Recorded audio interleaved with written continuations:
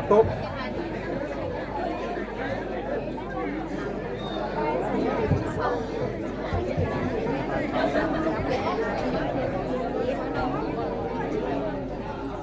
Đầu tiên chương trình xin mời quý vị cùng thưởng thức bài múa Ngày hội bạn em do đoàn văn nghệ Bản Bùa thể hiện.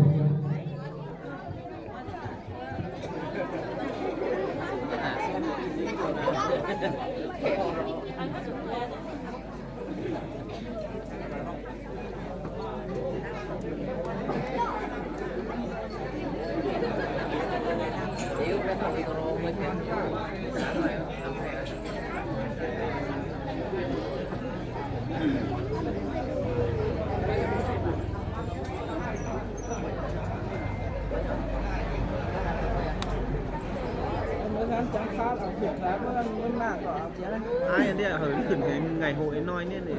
logo nè nửa nói người xin nó thằng thì là tròn nè mà chợ tổ quốc nè ai ở sân nó bi mà tặng chơi nè มันดูจะเกินในจันป่ะมีการเชิงจันป่ะ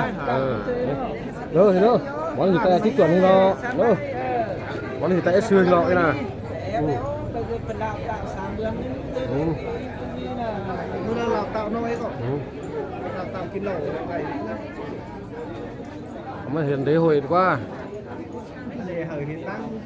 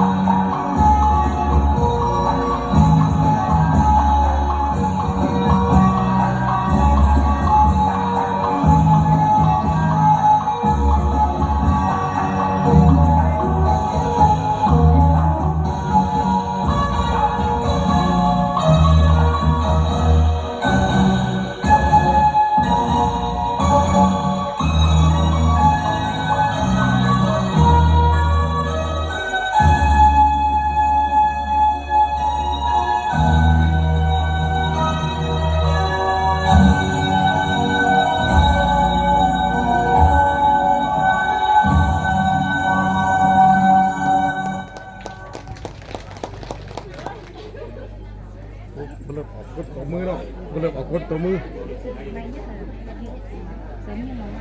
Tiếp theo chương trình xin mời quý vị cùng thưởng thức bài hát Giấc mơ trưa sáng tác của nhạc sĩ Giáng Son do em Lò Thị Thu Huyền, trường trung học cơ sở Võ Nguyên Giáp trình bày.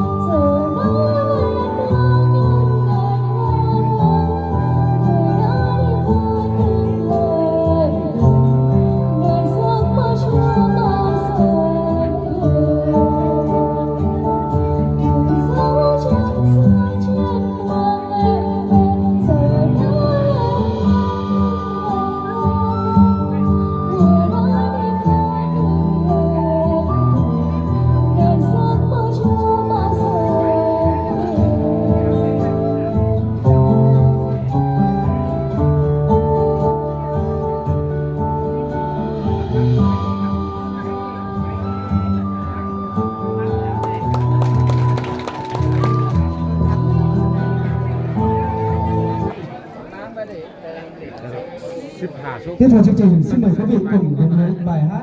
Điện Biên đón người do các em học sinh trường trung học cơ sở Võ Nguyên Giáp trình bày.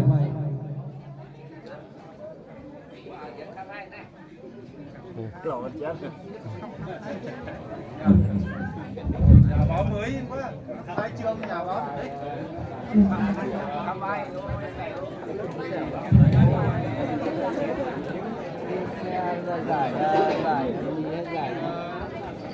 Cái kiểu dòng này nó có